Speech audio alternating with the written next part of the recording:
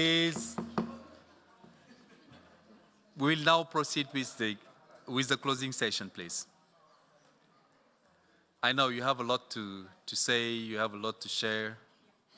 So it's a time for family pictures and so on. Yeah. So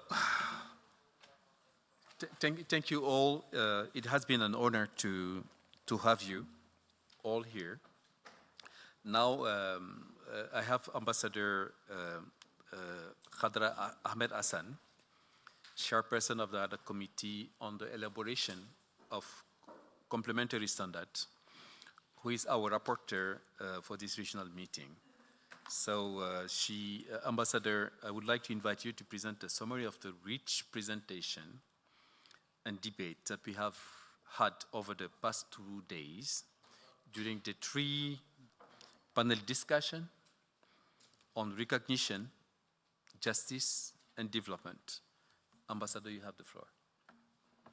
Thank you very much, Aziz. Excellencies, distinguished delegates, people of African descent, distinguished participants. It has been a great pleasure to serve as the rapporteur for this regional meeting for Asia and the Pacific, which holds particular significance as it marks the culmination of the 5 regional meetings mandated by General Assembly Resolution 69/16.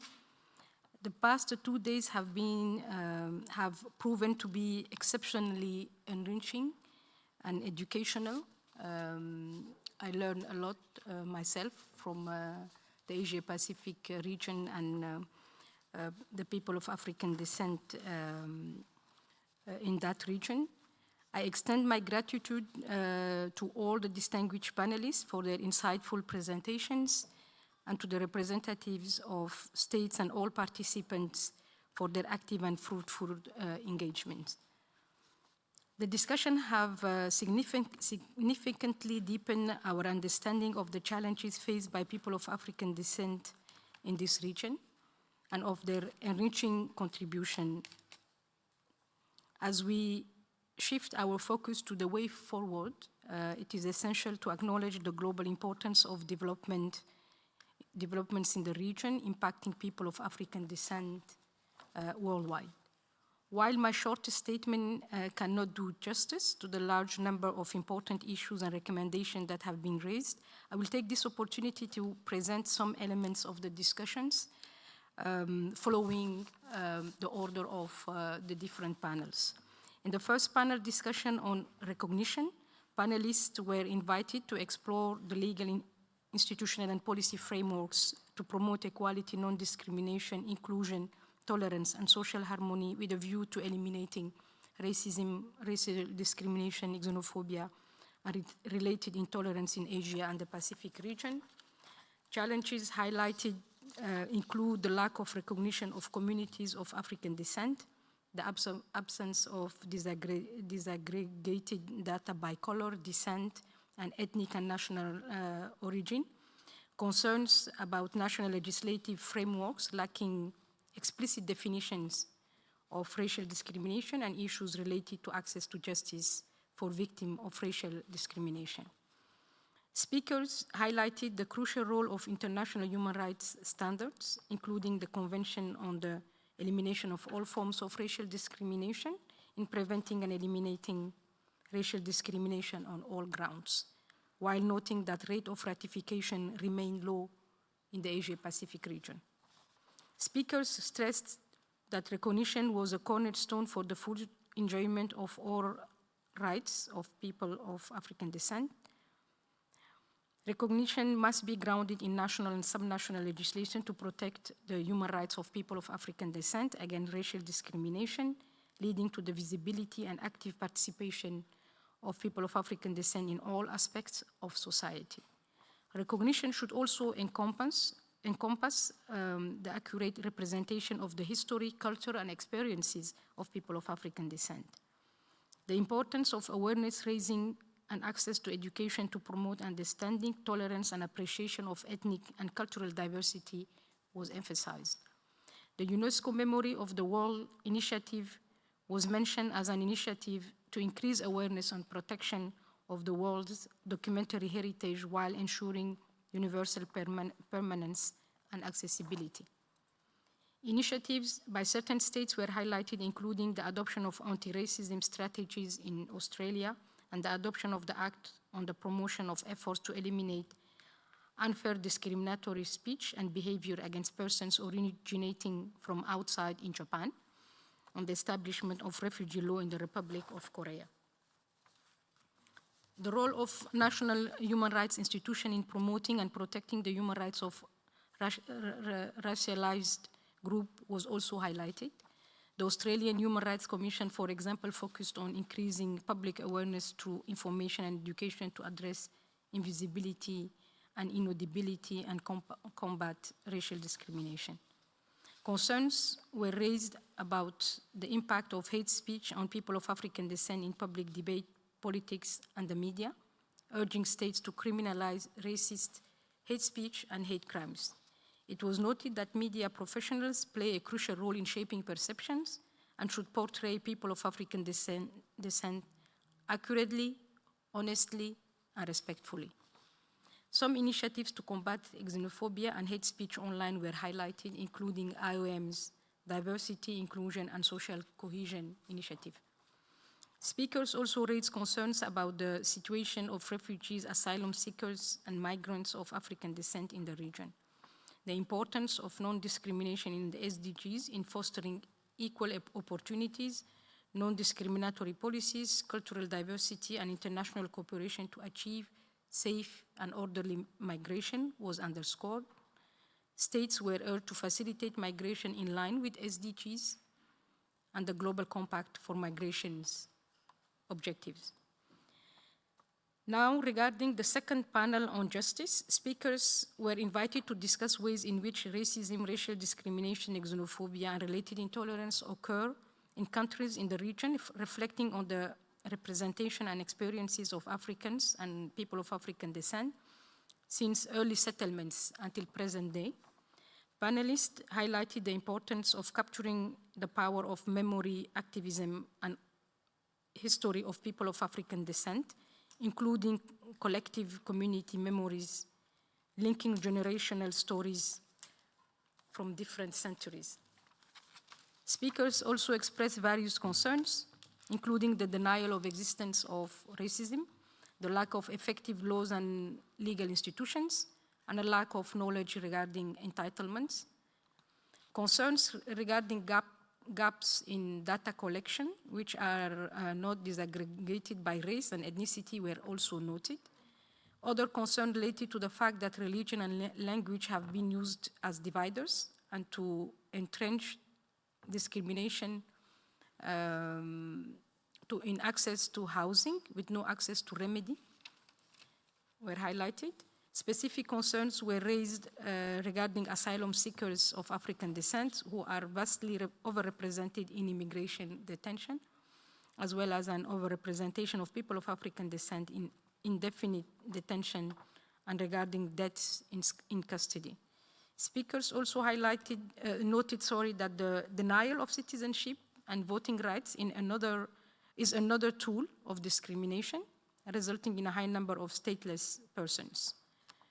Further, concerns were raised regarding refugees who are often overcharged for housing, medical treatment, and other services. Often they do not have a right to work or access to legal recourse for exploitation or harassment. Speakers also noted that people of African descent are reluctant to report incidents to the police because of the perception that they will not get justice and be charged instead with other crimes. Participants also noted the role of education and media in silencing the reality of racial justice in Asia and the Pacific. During the third panel on development, speakers were invited to discuss challenges in the enjoyment of economic, social, cultural rights, including the right to development, as well as contribution of Africans and people of African descent to the development of societies. Participants Participants highlighted various challenges, including that African and people of African descent continue to live in situations of significant underdevelopment and inequality and suffer from multiple and intersecting forms of racism and discrimination and racial discrimination in many areas of life in the Asia-Pacific region. These include being among the poorest of the poor, social stigma, intergenerational trauma, and interpersonal racism, economic exploitation, and a lack of access to quality healthcare, housing, education, and training, as well as work opportunities. This also includes limited social recognition and valuation of their ethnic and cultural diversity, threats to accessing land, self-determination, and cultural practices, exacerbated by difficulties faced in organizing, accumulating political and social capital, and exercising right to participation.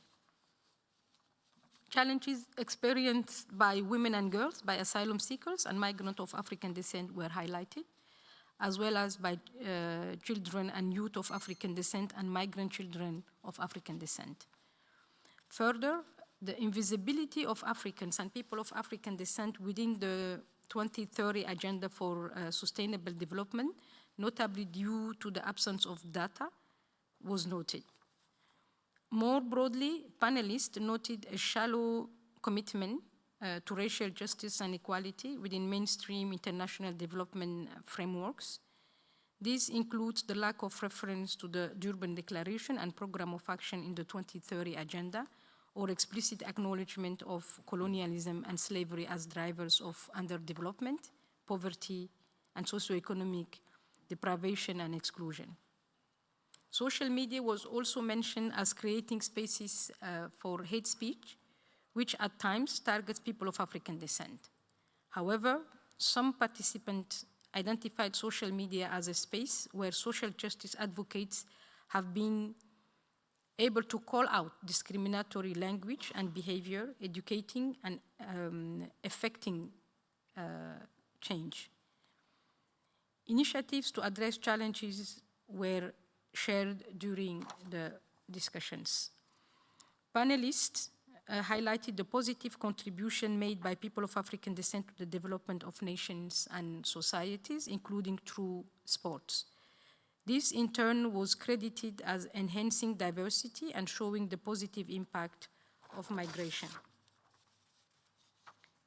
Existing studies were cited, notably those by the expert mechanism on the right to development, the Special Rapporteur on Contemporary Forms of Racism and the Human Rights Council Advisory Committee, and the Working Group of Experts on People of African Descent, and its operational guidelines on the inclusion of people of African descent in the 2030 Agenda. The UN Fellowship Program, scholarship, education opportunities, entrepreneurship, and innovation to foster creativity and economic innovation among African youth were noted, as well as the importance of creating spaces for dialogue among communities and civil society organizations, supporting children and African descent, cultural empowerment, and the preservation of African culture. Panelists also highlighted the 1955 Bandung Conference, the Africa-China Education Plan, and the Belt and Road Initiative. At this juncture, I would like to conclude and turn to conclusion, but by referring to suggestions and recommendations made throughout the regional meeting. And this include, first, states should acknowledge that the international human rights framework is key to addressing the challenges previously highlighted, as it provides a roadmap for promoting human rights, justice, and dignity for all, and combating racism in all its manifestations. Second, states should ratify the International Convention on the Elimination of All Forms of Discrimination by all member states in the region. States and institutions should address racism against African migrants through comprehensive approaches comprising media campaigns, diplomatic collaboration, economic empowerment, and fostering of mutual cross-cultural understanding between communities. States should revise, implement, or enact anti-discrimination legislation, as well as strengthen legal institutions and the administration of justice, including through the establishment of independent national human rights institutions and training of judges. States and institutions across the region were called to adopt special measures in the form of affirmative actions. States were also encouraged to collect disaggregated official data by race or ethnic origin, including for census data, household surveys, and vital statistics, including by other official statistical collection programs. States were also called to promote data equity and diversity in data collection and analysis. States were encouraged to better monitor hate speech on the internet and adopt clear prohibition of racial profiling in law enforcement. States and academic institutions were encouraged to showcase hidden narratives and highlight history about groups that often do not get told, highlight stories of cultural confluence and shared spaces between different ethnic groups, as well as to promote education and enhance teaching of plural and inclusive history. Moreover, historical gaps in education must be corrected, and youth should be empowered with cultural knowledge. States should adopt intersectional approaches across legal, institutional, and policy frameworks. States should take all the necessary measures to elaborate enhanced framework for African development and advance strategic research to be done with Africans and people of African descent. Civil society organizations were encouraged to create or strengthen nationwide coalitions of civil society organizations. Civil society, including academic institutions, were encouraged to advocate with their government to draft anti-discrimination laws and develop targeted advocacy campaigns to promote a culture of pluralism. States and the OHCHR were encouraged to convene a regional meeting in Asia to increase local awareness of the nuanced stories and varied contributions of people of African descent. States, academic institutions, UN agencies, and programs were encouraged to create platforms, including virtual ones, for knowledge sharing with policymakers, general public, and future generations. States were called to acknowledge the importance of understanding and preserving cultural identity of people of African descent. Calls were made for states, the UN, and multinational development institutions to simultaneously take action to transform mainstream development paradigms and to harness the 2030 agenda to improve the lives of people of African descent, drawing upon important racial justice standards. An appeal was made to states to support a second decade and to ensure that communities and youth of African descent are central to crafting solutions to existing challenges. States should include a reparative development approach into mainstream development programs and to radically transform the international order towards alternative approaches and development pathways grounded in explicit acknowledgement of colonialism and slavery and the need to provide reparatory justice for their harms. The importance of considering intercultural dimensions of anti-racist education and how history of race and racism are taught differently across the world was noted. Panelists emphasized the interconnectedness of economic, social, and cultural rights in the context of collaboration between Africa, people of African descent, and China, particularly as it regards to youth. States were encouraged to promote greater solidarity and collaboration research across countries, as well as inclusivity and intersectionality, which must constitute the cornerstone of any comprehensive strategy for attaining racial justice and equality in development for people of African descent. Their experiences and perspective must be centered and integrated into policymaking and implementation processes to ensure full and equal participation in society, address the specific challenges they face, and promote their human rights, dignity, and overall empowerment.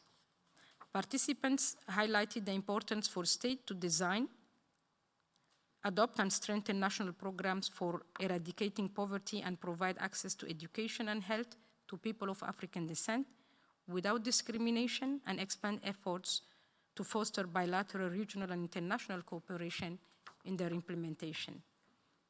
And finally, participants also stressed the impact of development, the impact development can have as a positive outcome in any society only if the right to development goes hand in hand with international solidarity, and collective action towards development is required to ensuring recognition, justice, and development for people of African descent.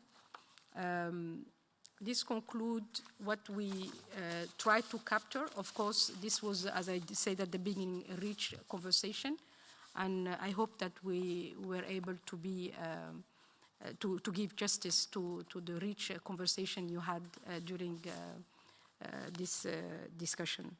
I thank you.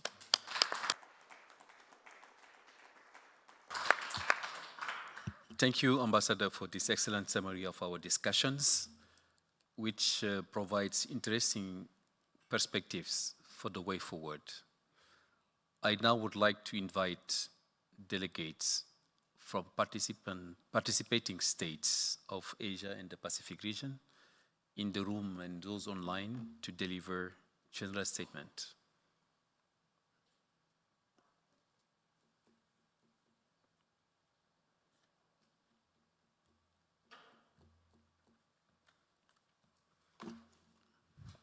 Anyone in the room? Any delegates in the online? Okay, so you did an excellent job. No questions. So I now invite the participant in the room. If you have any comment about the summary, please you can take the floor. Okay. Yeah, or any general comment, of course, yeah.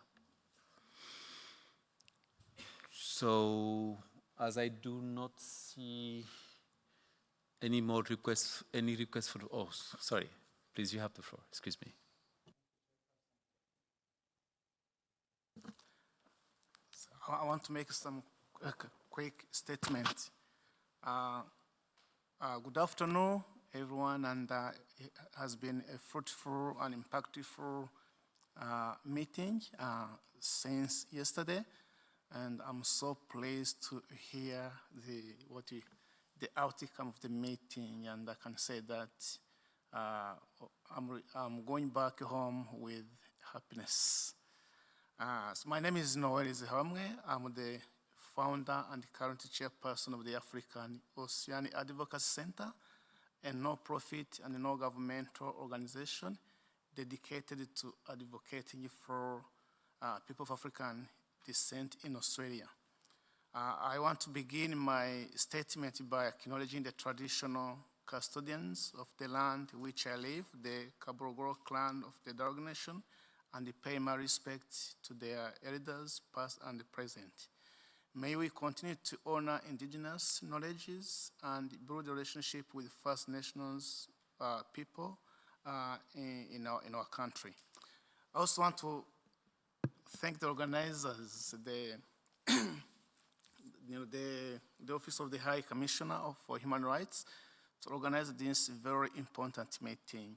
And of course, my also acknowledgement goes to all participants, including the panelists. I also want to thank our members who've been online attending this meeting. I know some of them were texting me a while ago. Back in Australia, it's now 2 a.m. And I wanted to say thank you for being very, they've been doing incredible work, and I really thank them for the work that we together have been doing.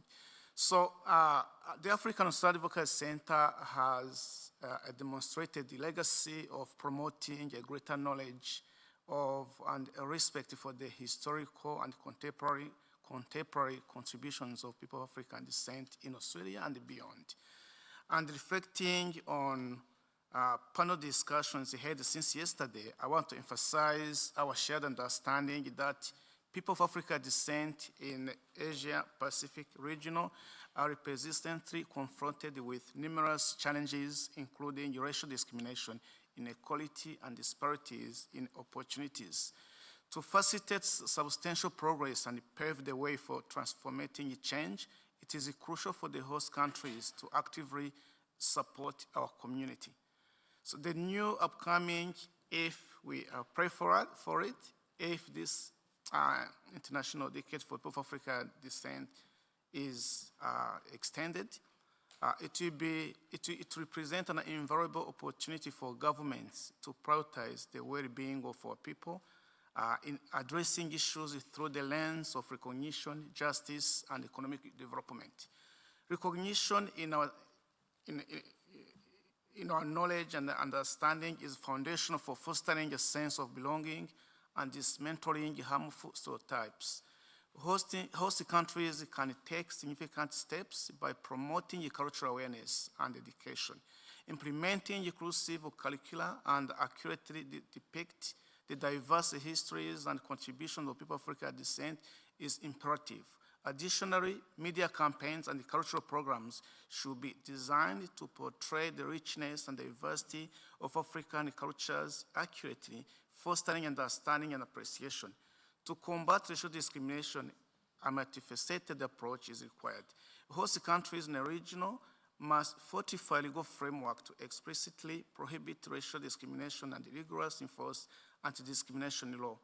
We have started the process, and we've been engaging with universities and the other legal firms to work towards a comprehensive framework that can protect our people when they face such issues. Law enforcement agencies should undergo sensitivity training to ensure fair and unbiased treatment. Community policing initiatives that actively engage people of African descent can build trust and bridge gaps, fostering a collaborative approach to justice. Economic empowerment is a key. Economic empowerment is a key factor in addressing disparities. Governments can support entrepreneurship initiatives, providing financial resources and mentorship programs for individuals of African descent. Job training and employment opportunities should be made accessible, ensuring equal access to economic resources. Through targeted economic development, hosting countries can contribute to a more equitable society. As hopefully we approach the next International Decade for People of African descent, government must recognize the urgency of those issues and commit to tangible actions. The civil society must work closely and engage with the government from Morocco to federal government to make sure that our voices are heard. This period should be seen as a beacon of hope, signaling a real opportunity for change, and the government must take our voices and experiences seriously, working collaboratively to eliminate the challenges we face. Once again, I thank you, and we look forward to continue working with you closely. Thank you. Thank you for your comment. And now we have one participant requesting for the floor online. Ms. Daisy, you have the floor, please. I just want to say thank you. Thank you for our African advocacy person who has just spoken, but thank you to the whole team for the most amazing 2 days. Such informative information has been brought to the table, and really we now have time to reflect, and it is this that I wish to bring up to the entire members of the organizers, as well as the participants of the International Decade for People of African Descent. Now, a post-colonial author by the name of Spivak basically asked a question that I wish to raise now, and that question is, can the subaltern speak? And the meaning of the subaltern is really understood in terms of, in the army, there is ranks from the commander-in-chief to the generals but the subaltern is the private, and the private normally never gets a chance to speak. So it's been so good for us to be able to speak and bring to light so many things and challenges that we have faced collectively in the diaspora and as people of African descent on this globe. My prayer is that everything that has been raised will be taken in the spirit of goodwill and acted upon, and that all the challenges that we have raised will be listened to, embraced, and that in the decades to come, our children and our grandchildren will not have to deal with the challenges that we have faced of racism, of prejudice, of all the things that have been raised. I will not repeat them, but I thank you for this amazing decade where people have come together to actually speak about things that have been core issues of concern for us as Africans living in a world that has been quite unjust. Thank you for your time, and thank you for listening. Farewell.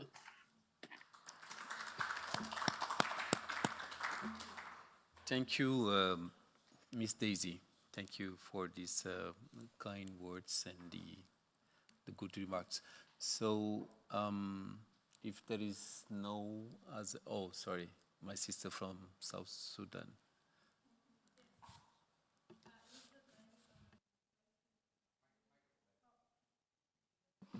Thank you. Elizabeth Lang from Diversity Focus Funding, CEO, as well as chair of the Perth African Nation Sports Association, and PhD candidate at Curtin University, doing research looking at gender equity with a focus on violence. I just want to make a statement. The decade is about the acknowledgement of the inherent dignity of people of African descent. We know that this is a truth that has not always been upheld, and it is also a truth that we continue to struggle and fight for. Hence why many people in this room have chosen the path of justice, whether through academia, government, policy, or in the private sector. And also hence why I think we're also in this room and why we have the decade. Human rights are not a privilege, they are inalienable because they are linked to the very fact of simply being human. As already highlighted in my statement earlier this morning, and as we've also heard from many speakers over the last 2 days, the outcomes of the decade are yet to be fully realized. It is an imperative that this work continues in our respective countries, but also regionally as we strengthen regional collaborations to ensure our collective win, because what we're really all working towards is emancipation. And I just want to finish with the words of James Baldwin, one of the most brilliant thinkers, who said, "Not everything that is faced can be changed, but nothing can be changed until it is faced." Thank you.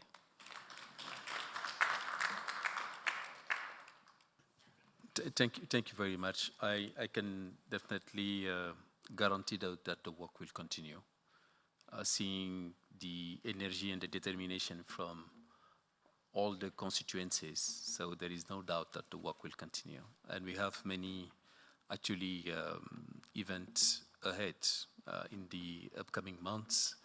I think that will be very useful to inject ideas and further discuss the different topics and issues at stake to advance the cause and of people of African descent. Thank you very much. I do not see any request for the floor. Oh, sorry. Yeah. Hi, everyone. My name is Sam Autry, and I am representing South Korea. I work in the space of entertainment as an actor, radio personality host, and I just want to extend my profound gratitude to the Office of the High Commissioner of Human Rights and just an opportunity to be here. As a young African, I'm very happy that we are represented. I'm very happy that our voices are heard, and our role is very pivotal. Our role is very important in changing stereotypes, challenging negative stereotypes, showing recognition for the work that we're doing in the region of Asia and the Pacific. And it is my hope that through the potential extension of another decade, a lot more young Africans will be included in these kind of August events, in these kind of conversations, and we can come up with very practical and pragmatic measures so that we can develop, and in the next 10 years, we can look back and say that we have been able to overcome a lot of obstacles. We've been able to achieve so much.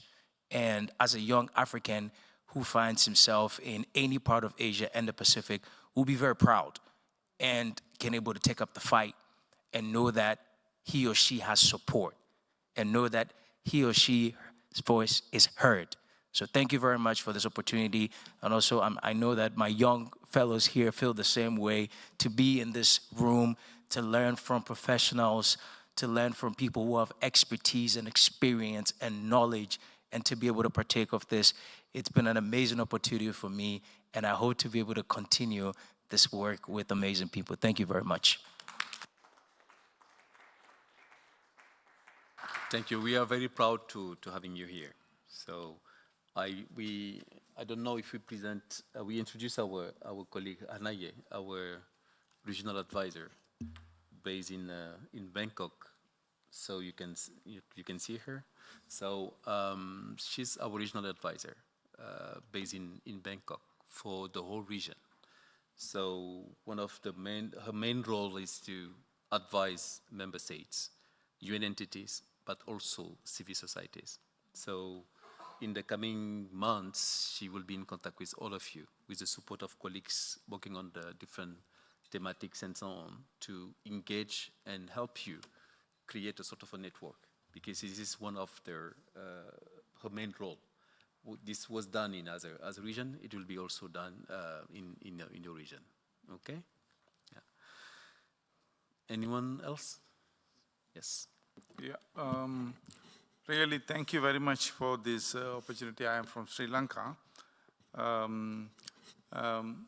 I would like to say that my brothers and sisters here from the Afro descent, in your struggle, we are also with you as Asians. Definitely, we can win our rights. Dear brothers and sisters, we are always with you for your struggle. Thank you very much. Thank you. Thank you. We can now, if there is any more requests for the floor, I would like to add some final remarks on behalf of the High Commissioner for Human Rights as chairperson.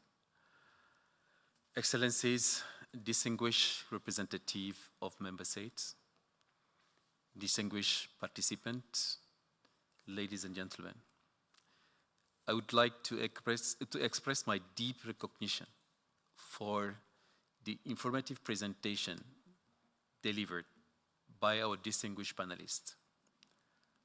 I also would like to express my gratitude to the representative of states and all meeting participants for their rich contributions.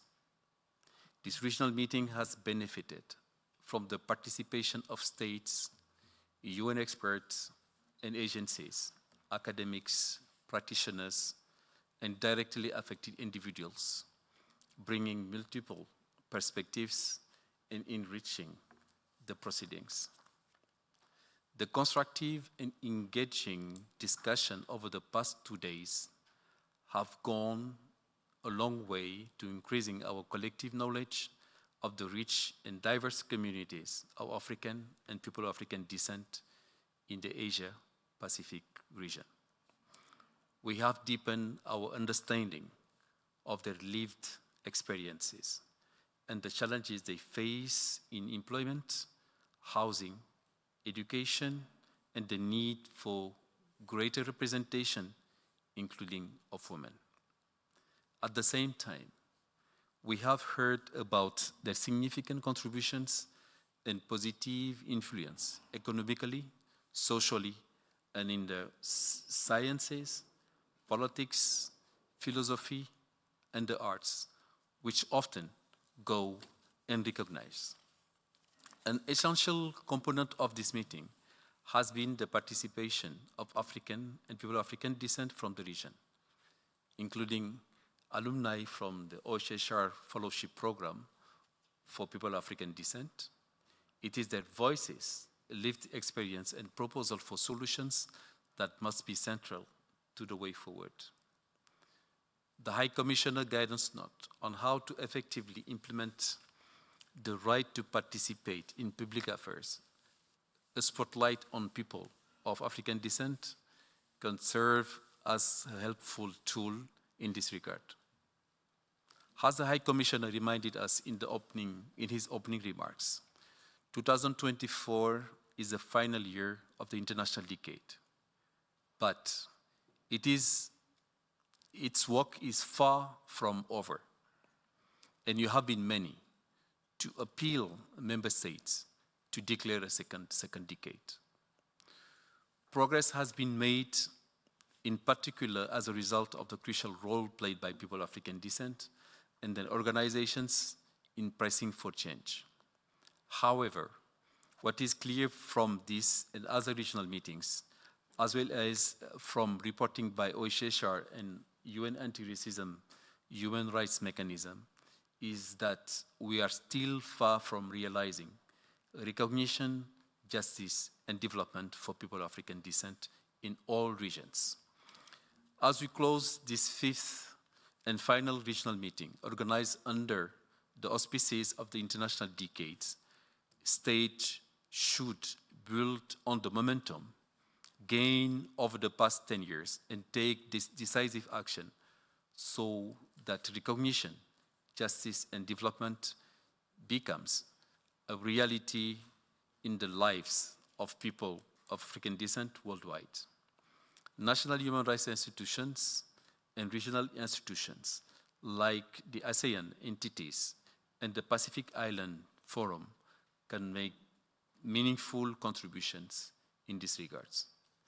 From our part, OHCHR remains committed to supporting states to accelerate the pace of implementation of the current program of activities. In 2024, OHCHR hopes to see those states who have not yet done so to formally launch the International Decade and take actions to implement its program of activities. Action might include adopting legislative measures, such as anti-discrimination laws, developing national action plan against racism, establishing national monitoring and complaint mechanism, producing evidence-based research, collecting, publishing, and analyzing data, disaggregated by race or ethnic origin and other factors, such as sex, gender, and age, with strict safeguards and in accordance with international human rights law, and measures to promote greater knowledge of and respect for the history and contribution of people of African descent. Many of these measures have been highlighted during this meeting as necessary steps to advance the rights of people of African descent in the region. This year, we'll also see ongoing discussion on the draft United Nations Declaration on the promotion and full respect of the human rights of people of African descent. Robust state engagement in this important process, led by the Intergovernmental Working Group on the effective implementation of the Durban Declaration and Program of Action, will be critical to its success. These processes, alongside implementation of states' obligation, notably under the International Convention on the Elimination of All Forms of Racial Discrimination, recommendations by UN Anti-Racism Human Rights Mechanism, commitment in the Durban Declaration and Program of Action, and the High Commissioner's four-point agenda towards transformative change for racial justice and equality should be leveraged in an integrated and forward-looking manner so as to maximize their collective impact. Together, they provide clear guidance to reverse cultures of denial, dismantle systemic racism against people of African descent in all areas of life, and break cycles of structural inequalities that have lasted for generations, including by confronting legacies of enslavement, the trade in enslaved Africans, and colonialism, and delivering reparatory justice. Let us work together and to ensure that this last year of the international decade is one that yields tangible results and pave the way for a second decade that is designed with the meaningful and inclusive and safe participation of people of African descent and their organizations. Before closing, I would like to thank sincerely the Secretariat, starting by my colleague sitting on my left, who sacrificed the holiday season to make this gathering, this event, really successful. And with her, all the colleagues sitting and working with her for the Secretariat, Flomel, and also colleagues you have seen in the main entrance, and many others in the room that's sitting behind, and that are all part of the team. Eli, my different P4 coordinators, and also colleagues working in finance and administration. So it's a collective effort that really make this event very successful. I would like also to thank the International Conference Center of Geneva for hosting us and for the technical assistance. I now declare the regional meeting for Asia and the Pacific on the International Decade for People of African Descent closed. And now you will be called for a family picture. She's insisting for that. No, for the permanent forum. Yeah. And just a reminder for everyone that you are invited to participate in the third session of the Permanent Forum, which will take place in Geneva from 16 to 19 April 2024. You can register online. Registration has started, so please, first come, first serve. Yeah, it will take place in Geneva. Thank you.